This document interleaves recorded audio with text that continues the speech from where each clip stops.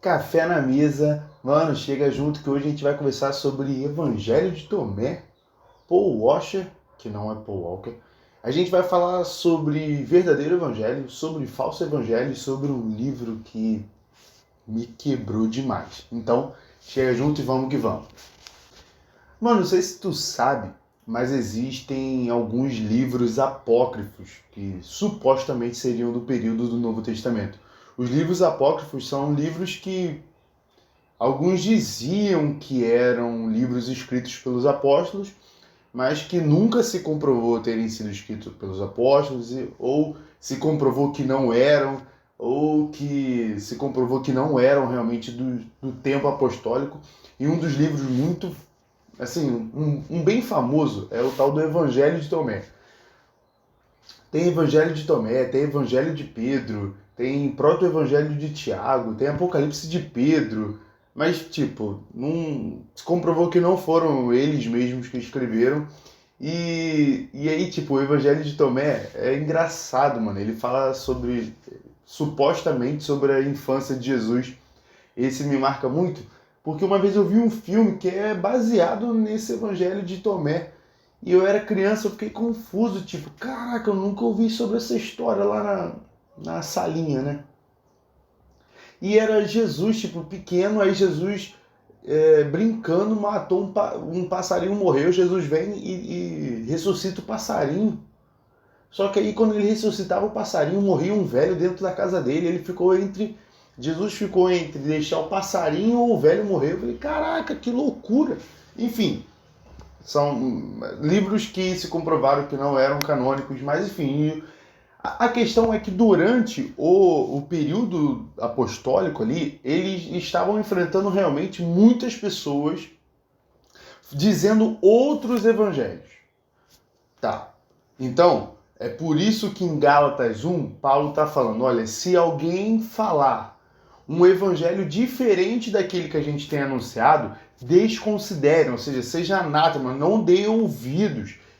E ele fala até, se eu mesmo um dia anunciar um outro evangelho, também não me deem ouvidos. Então tinha gente por ali falando de coisas que não eram evangelho e estavam deturpando tudo isso. Então, se existe um verdadeiro evangelho que Paulo está falando, existe também um falso evangelho que a gente tem que evitar. Ele fala para a gente não ouvir. Agora, como é que eu vou identificar o que é o verdadeiro evangelho, o que é o falso evangelho? E agora chega a hora em que eu vou te mostrar, cara, um livro muito sinistro que, pô, mano, sabe aqueles livros que assim, são até pequenos, mas te deixa meio assim, caraca, destruído. Então, foi esse daqui, ó. Esse aqui. Vou mostrar no Kindle porque eu li no Kindle. Verdadeiro Evangelho de Paul Washer. Eu li 2 vezes esse livro e, maluco, esse livro me destruiu completamente. Esse livro é até uma adaptação. Na verdade, escreveram o livro com base num sermão uma mensagem, né, que o Paul Washer pregou em 2007. E, mano, é bizarro. Ele basicamente trabalha o texto de Romanos capítulo 3, que fala sobre o Evangelho de Cristo, sobre quais são as boas novas, e aí ele começa a falar sobre a diferença entre o verdadeiro e o falso Evangelho. E 3 características assim muito marcantes que o Paul Washer vai trabalhar, e a gente vê em Romanos 3, mas no livro ele, né, aborda com mais detalhes, sobre o que seria o verdadeiro Evangelho. Ó, essas 3 características que estão no livro. Para a gente entender o Evangelho, precisamos compreender o tamanho do sacrifício de Jesus, a danosidade do nosso pecado e a salvação realizada por Cristo.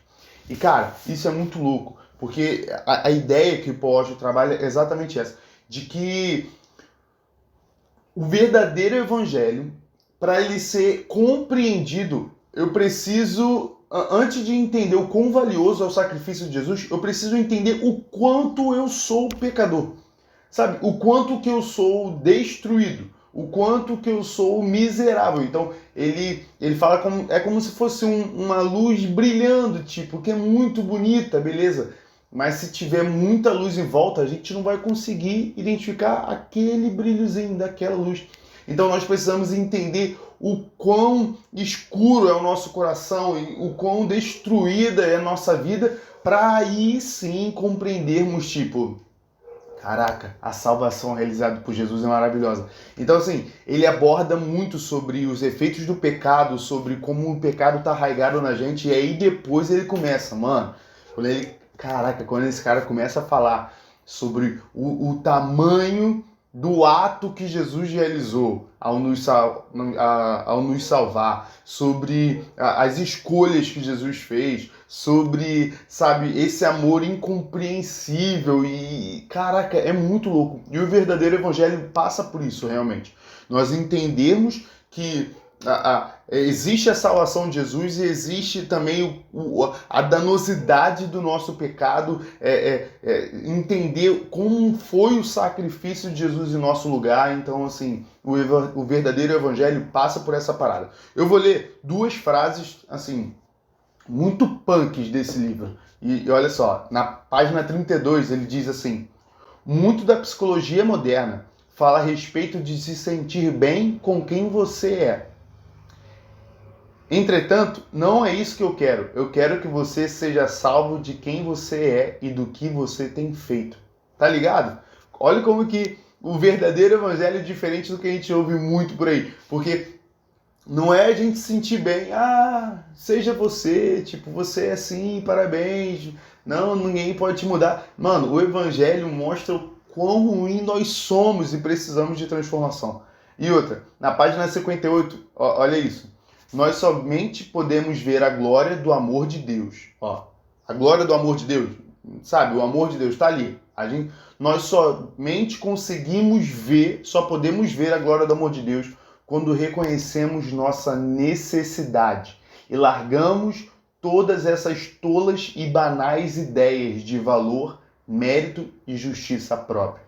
Então, eu só consigo ver o amor de Deus quando eu largo essas coisas como se eu tivesse um mérito próprio, uma justiça própria. Mano, não, eu tenho que abandonar tudo e entender, caraca, na moral, preciso muito de Jesus na minha vida, tá maluco?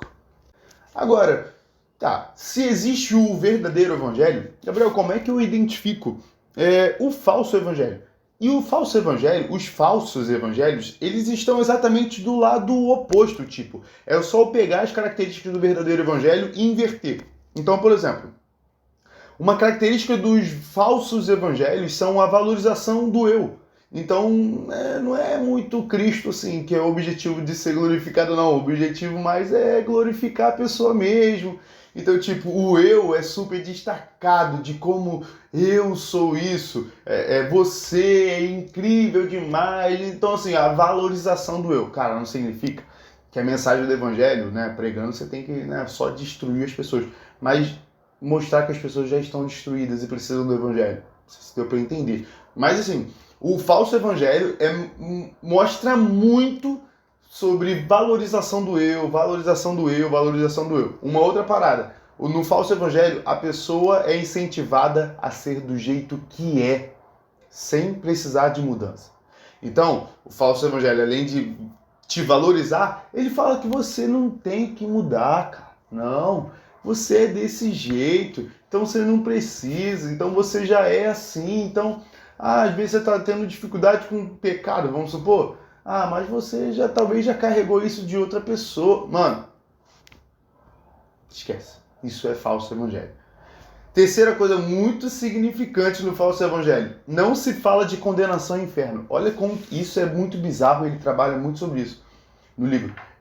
Realmente, você vê como tem sido raras as pregações ou as abordagens e como as pessoas ficam com medo de falar sobre condenação ao inferno. Claro que a gente não vai ficar só falando sobre isso. Né? O objetivo hoje, galera, hoje a gente vai falar sobre o inferno. Não, mas faz parte da mensagem do evangelho sobre a condenação, sobre isso é justiça, isso enfim, isso envolve a necessidade de salvação.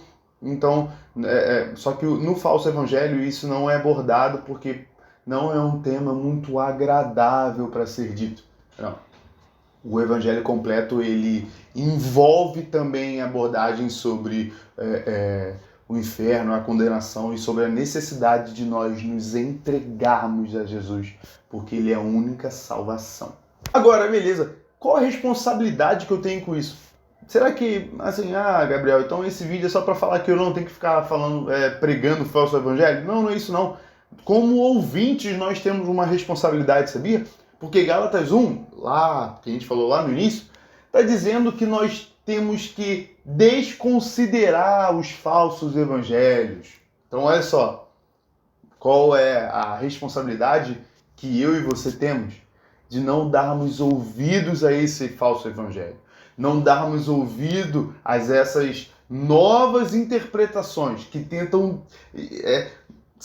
sujar, tentam deturpar a mensagem do Evangelho de Cristo. Mas nós precisamos nos aprofundar na verdadeira palavra. Nós precisamos nos aprofundar no Evangelho de Cristo. Precisamos ser apaixonados pela palavra do Senhor. Então, mano, o nosso propósito aqui, até no Café na Mesa, é isso. É falar do Evangelho de Cristo, trazer detalhes e te ajudar e juntos nós mergulharmos na mensagem do Evangelho, juntos nós mergulharmos em tudo aquilo que Deus nos revelou, sermos apaixonados por Jesus para desprezarmos as falsas interpretações, para desprezarmos os falsos evangelhos que tentam nos desviar do caminho que é Cristo. Mano, eu espero que você tenha gostado e só se você gostou, já se inscreve aqui no canal, curte esse vídeo, compartilhe com alguém que também ama o verdadeiro evangelho. Você vê assim, cara,